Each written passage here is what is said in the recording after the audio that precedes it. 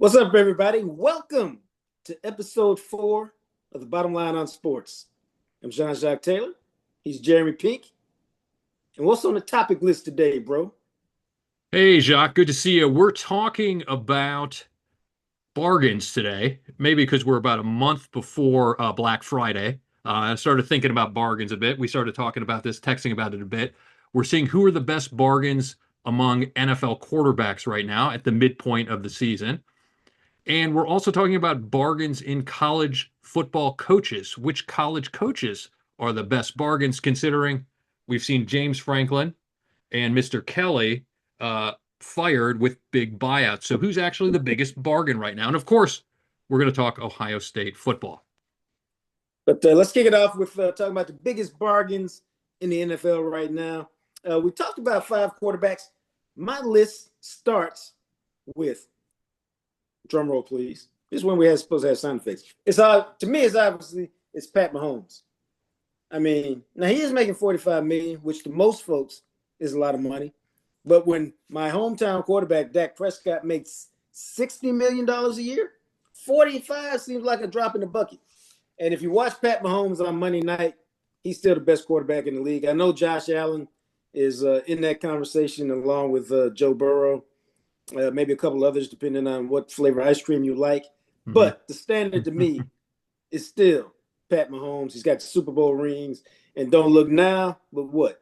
Kansas City is playing like the best team in the AFC.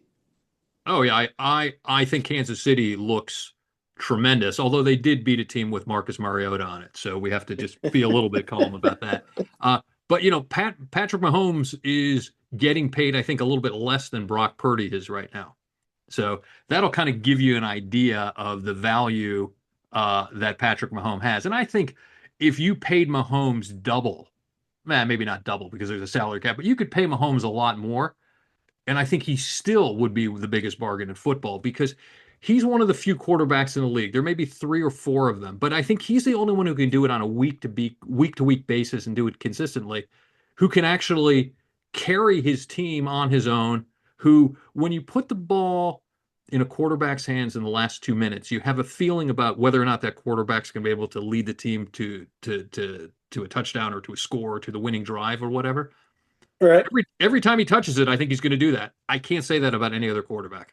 Well, see, here's what's interesting to me when you talk about value, because value is about more than just scoring points, scoring touchdowns, throwing touchdown passes, and all that stuff.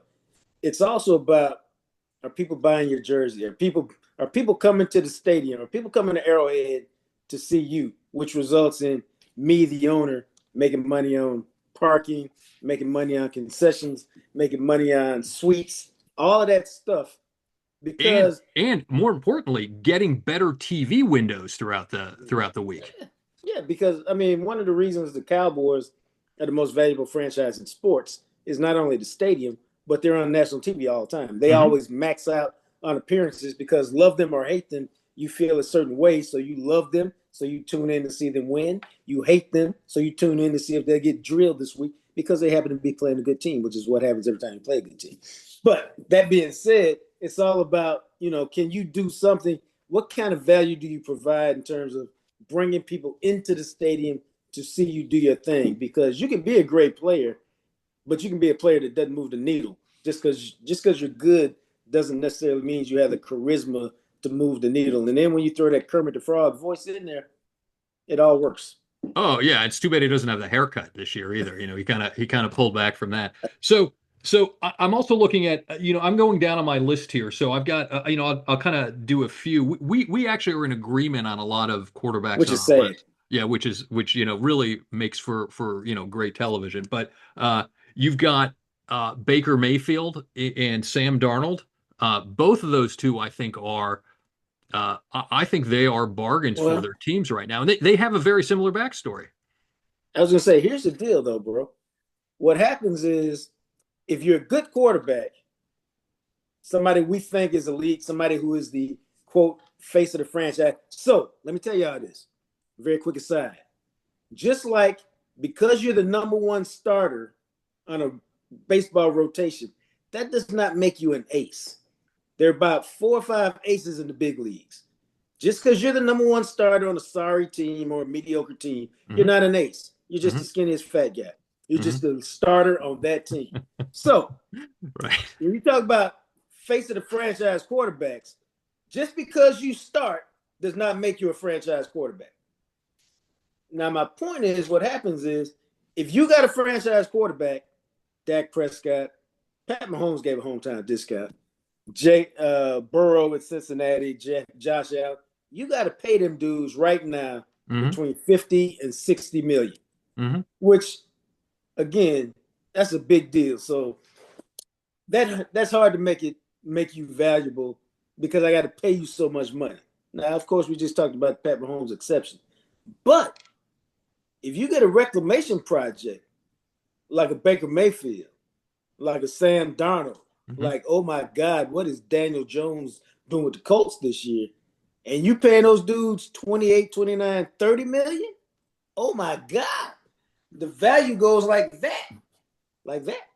Because now you paying them $20 under market value, yet you're getting the same performance as the $50 or $60 million quarterback. But then I got to ask you this, man. Is anybody going to see the Colts because of Daniel Jones? Are you going to see Seattle because of Sam Darnold? No. You might go to Bucks to watch Baker Mayfield. I think you would. But I also think it shows you what happens when you go to a lousy franchise like the Browns or the Jets, is that it's hard to succeed there. So if you are a franchise level quarterback, going to two of those franchises, your chances are you're not going to do well there. So the teams that have picked up Baker or Sam Darnold since then have picked up a little bit of a different quarterback, and particularly in the last couple of years. And you then sort of see the value of a franchise working in conjunction with the quarterback rather than the quarterback on his own. So, and I think that's the reason you see Darnold and Mayfield that are undervalued, is because they're in the $30 million range, which is still a huge chunk of change, but relative to probably what they should be paid based on quality, on their quality, they're a great value. They're a great bargain. But the biggest bargain in the NFL is always, always, always the quarterback on his rookie deal putting up big numbers. And for me, that represents Drake Mays in New England. Brock Purdy was on that for 5 years, and then he just got paid this year, and he went from $5 million to $50 million. But Drake Mays, he's making $4 million. The value is not only are you now moving toward elite status and quarterback, top 10 in the league status, now you count so little against the salary cap. We can build around you. We can sign guys. We got financial flexibility because you're only counting $3 or $4 or $5 million against the salary cap. Yeah, that's right. So you've got he's on our list of like top 5, quarterbacks that I think represent the best value, at least my list. Our first 4 are the same, who are Mahomes, Baker Mayfield, Sam Darnold, Drake May, and my fifth quarterback, who I think is of great value, is Matthew Stafford. He is probably outside of Patrick Mahomes. If you want to put the ball in the hands of a quarterback in the last 2 minutes, who's going to lead you down the field, who's going to, help your team win, he would probably be my second choice in the league. He's probably the last of the traditional pocket passers left in the league. He doesn't have, the dynamism of, 2 of the rookies, a Jaden Daniels or a Drake May or anything. But he can ball. He can play. And he's I think extremely valuable, and he's also valuable in Los Angeles, which is one of the marquee markets for the NFL. And I don't necessarily disagree with that, but I think his value is diminished because wherever he goes, his wife Kelly goes, and she creates so much drama that I can't have her on my. I can't. If I'm an owner, he can't play for me because I don't want to deal with her. I mean, she's on there talking about she slept with his with his backup in college to make him take attention. She's always got some drama, man. And so that, to me, lowers his value. Yeah, I think there's truth to that because they say the one player on any team that can't create a distraction is the quarterback, but the one player who really can't create a distraction is a backup quarterback, Right. because See, that's why we were talking about Shador Sanders for yeah, so much. exactly. Like, why am I spending all this time talking about well, now he's a backup, but at that point, a third string quarterback taken in the fifth round? Why? I mean, it's the last thing, trust me, somebody who's covered the NFL since 1995, the last thing any sane general manager, team president, or coach wants is a third string backup quarterback that's generating this much attention. And I'm convinced that's part of the reason why the Browns don't want to play Shador, is that if we put him in there and he does anything, the backlash, if you then try to take him out, oh yeah, they're will stuck. be insane. If they play him, they're stuck with him. Yeah. So, I mean, I think they're waiting to the last possible minute to play him, because if he does any success, and remember, it's Cleveland. You're just looking at Dylan Gabriel and Joe Flacco in Cleveland. So the bar is very low for you to succeed. And if you do anything, it's a big mess. But that's why I take Matthew Stafford's value down, because you got to deal with his wife, and she's got a podcast, and she's forever saying something that's generating news. Yeah, I think that's a totally fair point. Now, on the other hand, you have Daniel Jones as one of the quarterbacks who is the best bargain. He's a classic scrap heap quarterback. He didn't do diddly for 4 or 5 seasons in New York. I think he was with the Giants and the Vikings last year. Free agent. There was no demand for him this year. But now he's with a team that has what? Strong running game and Jonathan Taylor, although he had that in New York with Saquon Barkley. Mm-hmm. But sometimes, man, you got to get away from the pressure of the Big Apple. If you compare the media in New York City with the Giants, who is New York's football team as opposed to the Jets, you compare that with the Colts, man, come on. There's no comparison. Yeah. He probably looks at the Colts media and just starts laughing. There's no pressure. There's no expectations. You've been on your third team in 2 years, and now he can go play free. And so to me, that's always a big deal. Okay. He's gonna, if the Colts continue to have the year that they do, his value ain't gonna be the same. His value is he gonna get that second contract? Or not a second contract? Is he gonna get a contract that's gonna double what he's getting paid now, or in that arena? You want me to tell you what deal he should get? He should get a deal. And I would tell him this. I would talk to his agent and say, let me be fair and let me be honest with you. You done already made more money than you deserve. You've been stealing money for the first 6 years of your career. I mean, that's a fact. You have stolen money. Mm-hmm. So we're going to pay you exactly what Baker Mayfield and Sam Darnold got, right around $30 million. Mm-hmm. That's $2 million a game. You can live off of that. Mm-hmm. And we good. If you want more than that, then take your ass somewhere else. So you would pay him Baker Mayfield, Sam Darnold money next year. Yeah, which is really good quarter, which is good, solid starter, not elite, not franchise guy. And he should look around and be like, you know what? I got a head coach that believed in me, who's also the offensive coordinator. It'll be my second year in the system. I got probably the elite premier running back in the league. I got this new guy we got from Penn State to be tight end and my Swiss Army knife. Mm-hmm. I'm in a good situation with no media pressure. I can go. This is a perfect spot for me. Yeah. I done already made a ton of money. I'm good. Yeah. What did I sign?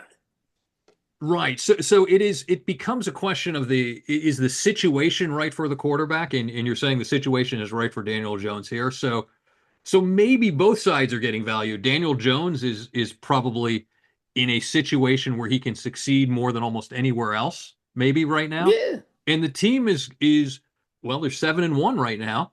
They appear to be pretty good. And they appear to be, like they're certainly will make the playoffs, especially in the division that they're in. Do I think they'll win a playoff game? Very unlikely. If they do, the maximum they'll win is 1. And if you're an organization and you're comfortable with that as your ceiling, then I guess he is a good value. but I'm not sure he takes them above making the playoffs and maybe winning. They probably get the bye. So there's a chance they could potentially win one game. And if they get the bye, they might make the AFC, And you've been a conference. raggedy Rudy Poot team, that can be good enough. Yeah, it may be. That may be enough for the Colts. That's going to get the Colts on national TV. It's going to get the Colts people talking about it like you and I are. Maybe it's good value for the team and for Daniel Jones. Bottom line for me, the best value in the NFL is always a good reclamation project at quarterback. Bottom line for me, the best value is drafting that rookie, as you were pointing out earlier, like Drake May or Jaden Daniels, drafting that rookie, having him play well in the first 2 to 3 years because you can put all the other pieces around him. No, those are facts. Moving on now to what I've been laughing at all week, which is the college buyouts, and it's funny because it always takes one. Like Jimbo Fisher was the one, because his buyout was like 70-something million. So now when I say, "Hey Pink, I want to get rid of the coach," it's only going to cost 54 million. You go, "Oh, great job, Taylor. That's 23 million less than Texas A&M paid. Let's do it." Yeah, it's that's a technique in negotiation called anchoring, right? You anchor the price at a certain level and you say, gosh, he's only going to cost 100. This guy costs $100 million. He's only going to cost you 80 million. You go, oh, that's a good value. But if somebody were to tell you in the absence of that 100 million, 80 million for this guy?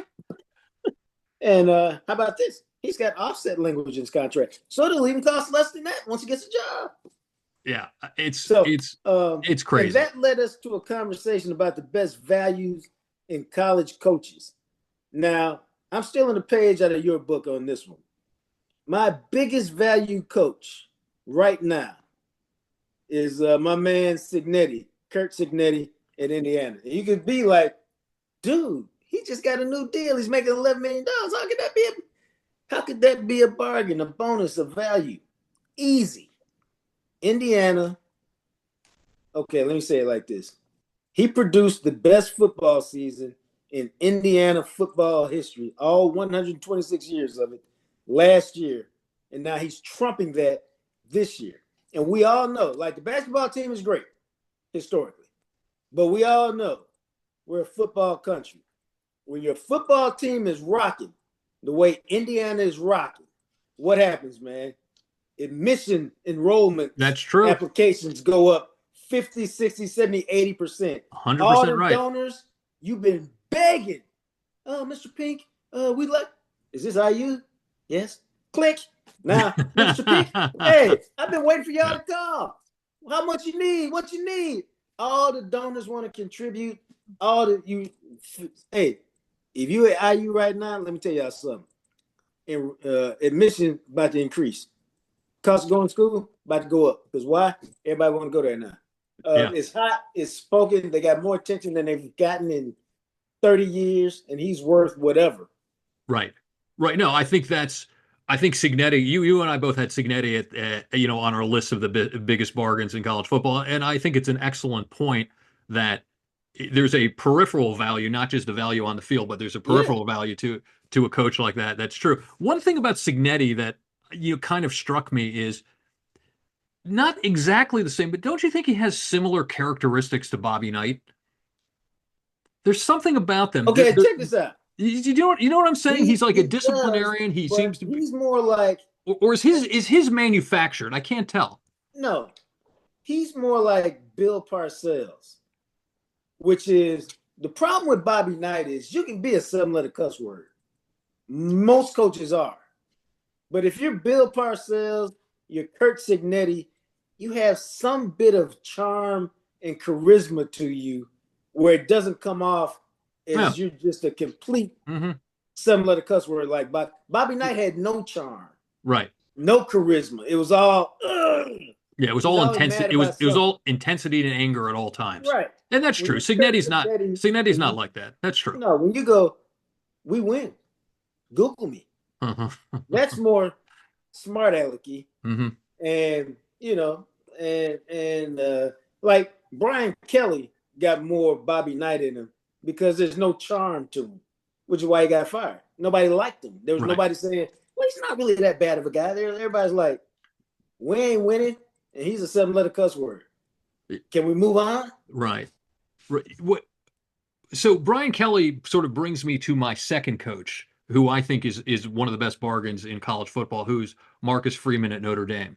And I think it's what fascinates me about that is that Brian Kelly left Notre Dame to go to LSU because he didn't think he could attract the talent. I think because he didn't think he could attract the talent or the athletes at Notre Dame, and he felt like in order to win a national title, he had to go to the SEC.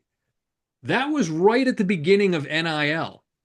And his timing was perfectly wrong because with the advent of NIL, all of a sudden Notre Dame has the money in order to attract those top athletes, and LSU now would struggle to compete because the alumni base and the amount of money that the alumni base can spend on the athletes is far less than Notre Dame. So Kelly left at the exact wrong time to go to a program that was going to struggle to compete exactly how Notre Dame struggled to compete whenever he was there 4 years ago.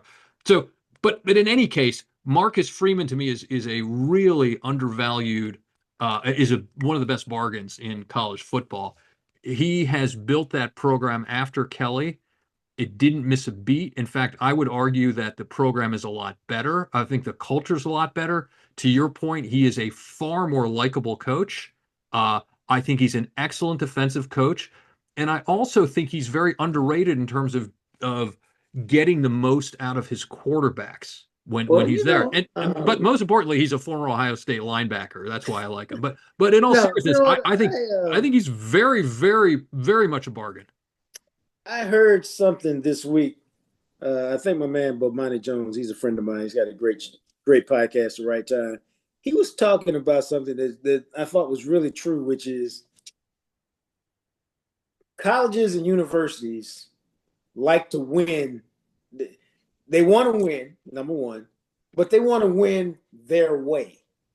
For example, Florida. What is Florida? Florida is Lane Kiffin fits Florida because why? It's Steve Spurrier. Smart, Elliott, wisecracking, throw the football around guy. That'll fit in Florida. You can't run Michigan's offense in Florida. Mm-hmm. Then people ain't going to be happy. Mm-hmm. Now flip it around. Michigan tried to move into the 21st century or 22nd century when they brought Rich Rodriguez in to run that basically Urban Meyer option quarterback offense. Yeah. And they were like, this ain't what we do, dog. Mm-hmm. We don't like this. But we're winning. I don't care. We like to run the ball, be physical on the offensive and defensive line, and grind it out with 3 yards in a cloud of dust. That's how we like to win. And Ohio State liked to win like that till Urban Meyer showed up because that's how we won under Woody. Mm-hmm. That's how we won under Earl Bruce. We threw the ball a little bit more under John Cooper. Well, definitely how we won under Tressel. Let me just stop you here. It took 4 episodes for us to mention Earl Bruce. But anyway, keep going. Yeah. And, people want to win the way they want to win. Yeah. And Marcus Freeman is winning the way Notre Dame likes to win. It's a classy way to win. It's an old school football way to win with just enough new stuff in it to keep up with the times. But he fits what Notre Dame wants to do, and that's part of the reason he has some success there. All right. You got Clark Lee at Vanderbilt. Yeah, I just knew Vanderbilt was winning, and they won in a lot part because of Diego Prava, their quarterback. But I went back and I said, who the hell is Clark Lee? And what did I find out? He played at Vanderbilt. Yeah. He was an assistant at Vanderbilt. Then he was like a DC at Notre Dame. And then he went back to Vanderbilt. So what does he know? Now, Vanderbilt always been a raggedy, Rudy-Poo program, except when James Franklin was there. But he was there with James Franklin. So he understands, hey, this is how we need to win at Vandy. And he's figured now, they got to figure out a way to go get a clone of quarterback because he can't play like 20 years, even though he's trying.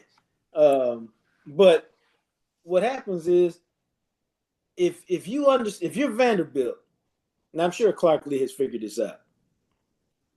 If you're Vanderbilt and you figured out that Diego Prava has led us to victories, dude, you can find that guy playing Texas high school football. You just got the guy who plays the way he plays. You just got to make sure he's got the charisma and he got the heart.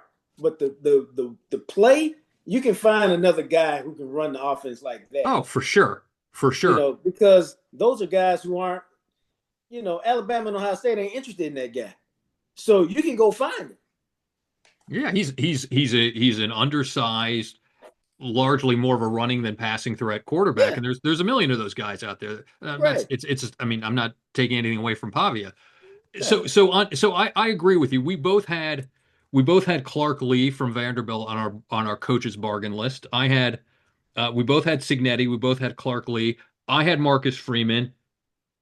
You had, inexplicably to me, you had Mario Cristobal from the U. He doesn't make that much money, relatively speaking, and he's done a good job at the U. Now, I mean, I don't know if he'll ever get over that thing he did with the dumbest call ever, where he cost him a game. But we like to hope that we learn from our mistakes. We can't all be defined by our worst moment. Let's hope not. But yeah. He does a good job.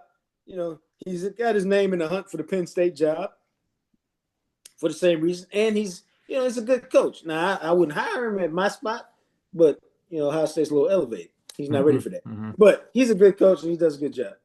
Yeah, I think he's a good recruiter, and I think he's a pretty good coach. I think he's not a coach who I think will be able to take a team and win a national title, or at least challenge consistently for national titles. Whereas I look at people like Marcus, I look at coaches like Marcus Freeman or Lee out of Vandy, and I think they have the chops to do that. I don't see that. What about Lane Kiffin?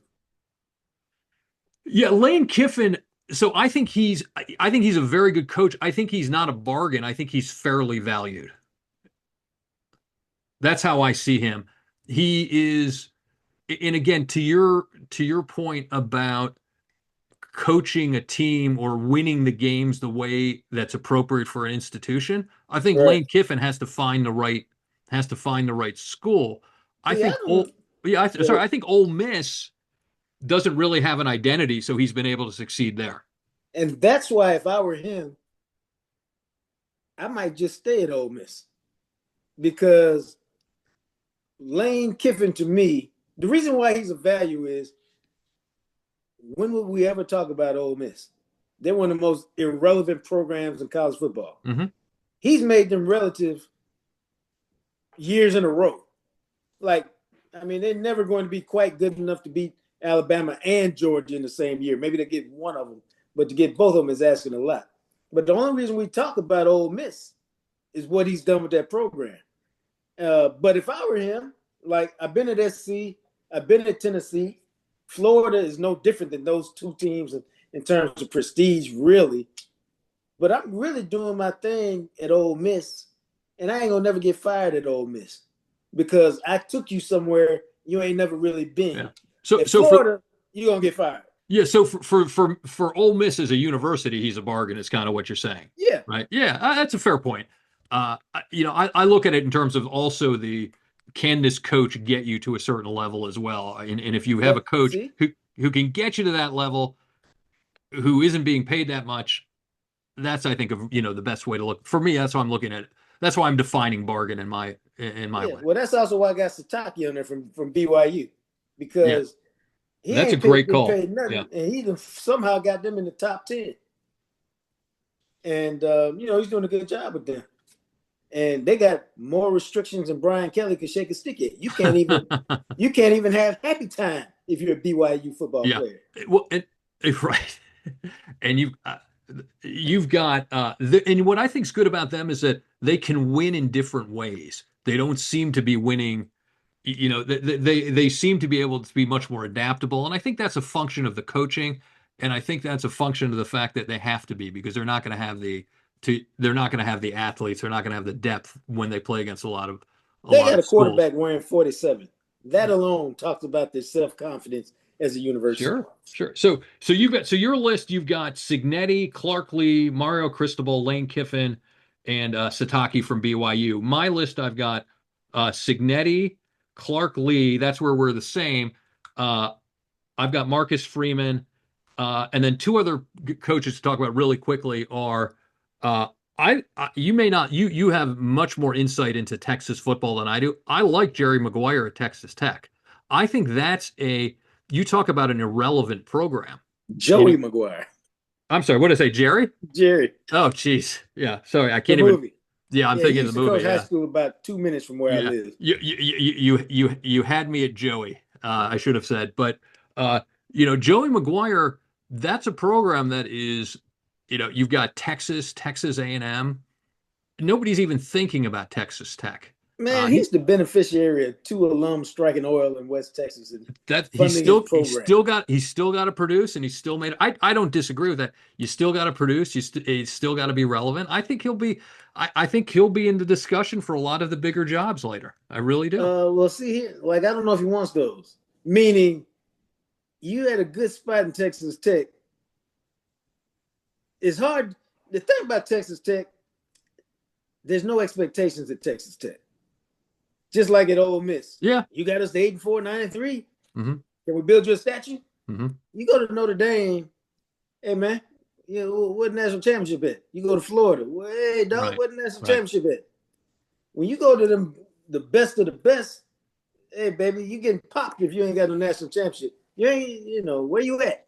So, sometimes you just need to hang out a little bit where you are. So, you got me called. Joey Maguire is cool. He's a good dude. He's a really good coach. He knows Texas well.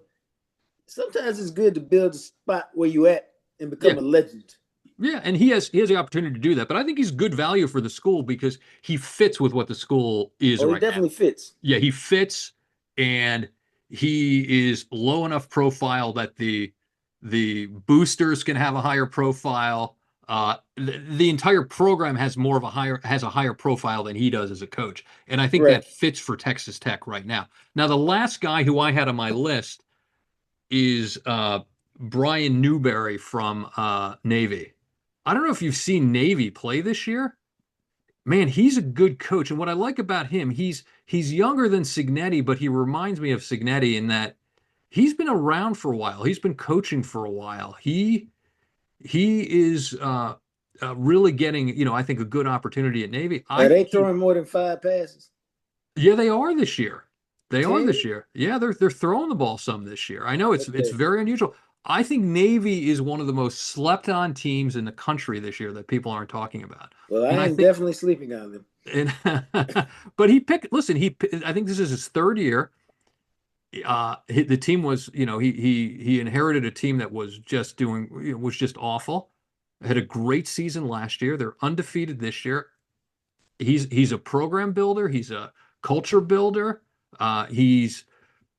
I'm telling you, I think it's an interesting team to watch this year. I really like him as a coach. He's one of these guys who's, has not, wasn't a young coach like a Sean McVay or a Marcus Freeman, who, got a head coaching opportunity when they were young. But I'm telling you, I would watch this guy closely. I think he's a bargain for Navy. I think that Navy has an outside chance of making the playoff this year. That's what I think. Wow. Yeah, I do. So, bottom line for me, hey man, everybody don't need to be one of these blue bloods. Sometimes you need to stay where you at and be a legend. Joey Maguire, Lane Kiffin. Bottom line for me, I think that the coach of college football is becoming less and less. The coach of college football, I'll use an economic term for you, is becoming more and more fungible, meaning more and more replaceable. Yeah. And I think you can get a lot of value with a lot of coaches who aren't big names at some of these programs. I feel you.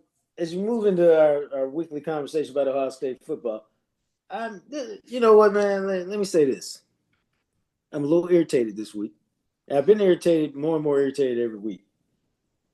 When you have a playoff, within reason, I don't care where I'm ranked. And here's what I'm talking about. All these Indiana people. I think Indiana's better. I think Indiana should be ranked number one. Go be ranked number one. I don't care.